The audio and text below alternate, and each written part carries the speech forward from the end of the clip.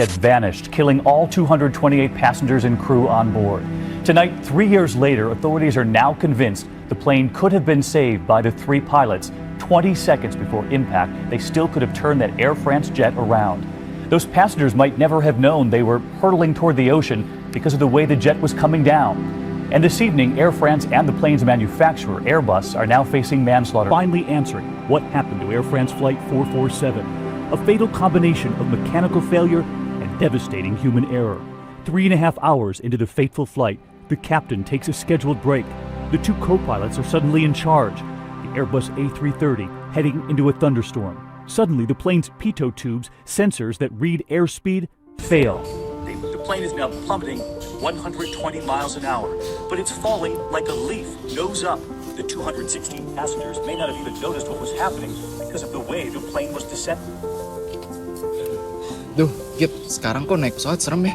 Padahal pesawat itu jadi pilihannya utama masyarakat, terutama dalam bepergian jarak jauh. Tapi kok rentan ya terjadinya kecelakaan. Setuju banget. Bahkan dalam beberapa kasus, ada pesawat yang bahkan lepas landas tanpa memenuhi syarat yang berlaku. Terus Git, tahu kalau pesawat itu memenuhi syarat dan standar yang berlaku dari mana ya? Nah, jadi gini.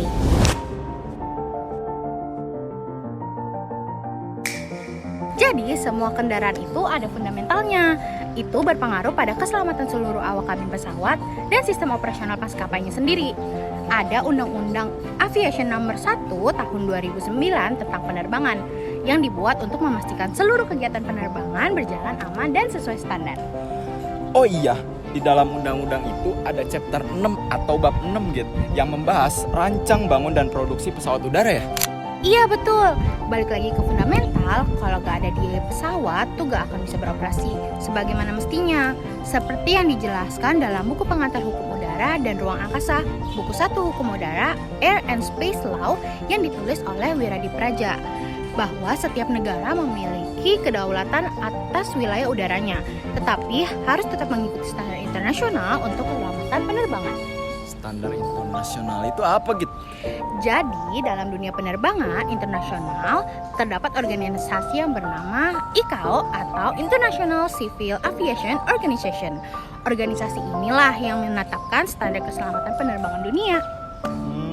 Ngomongin soal keselamatan nih Git, desain pesawat itu penting gak sih? Jelas penting dong. Coba baca buku Annex 6 to the Convention on International Civil Aviation dari International Civil Aviation Organization.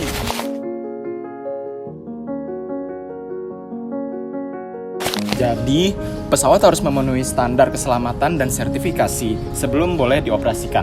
Dengan kata lain, desain pesawat harus memenuhi persyaratan keselamatan yang ditetapkan regulator. Betul banget. Keselamatan penerbangan juga dimulai dari tahap desain dan sertifikasi teknisnya.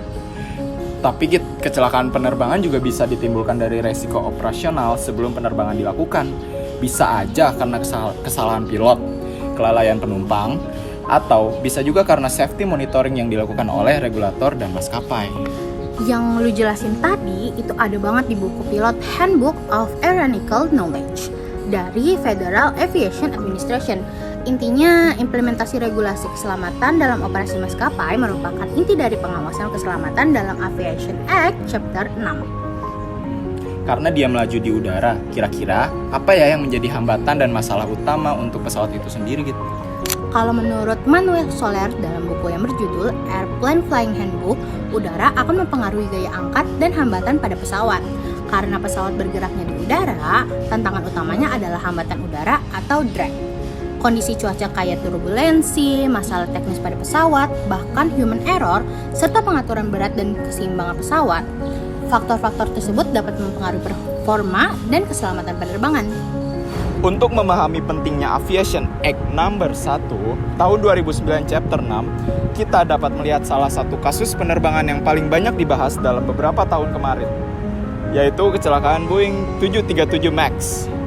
Pesawat ini mengalami 2 kecelakaan fatal, yaitu Lion Air Flight 610 pada tahun 2018 dan Ethiopian Airlines Flight 302 pada tahun 2019.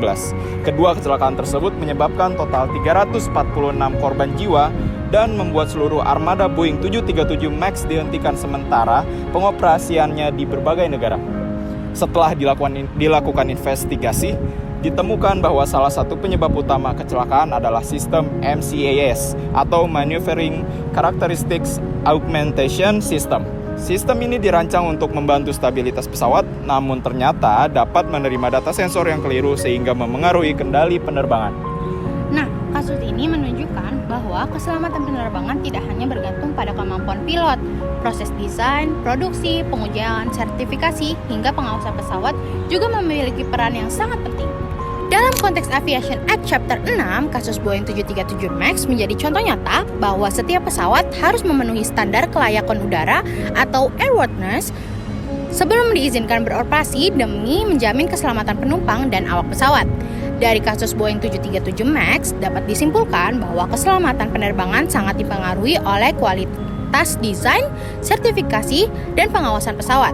Kasus ini juga menunjukkan pentingnya penerapan Aviation Act Nomor 1 Tahun 2009 Chapter 6 untuk memastikan setiap pesawat memenuhi standar kelayakan udara dan keselamatan sebelum dioperasikan. Berdasarkan pembahasan Aviation Act Nomor 1 Tahun 2009 Chapter 6, keselamatan penerbangan tidak hanya ditentukan oleh pilot atau operasional penerbangan, tetapi juga oleh proses perancangan, produksi, sertifikasi, dan perawatan pesawat udara. Setiap tahapan tersebut harus memenuhi standar yang telah ditetapkan agar pesawat tetap aman dan layak terbang.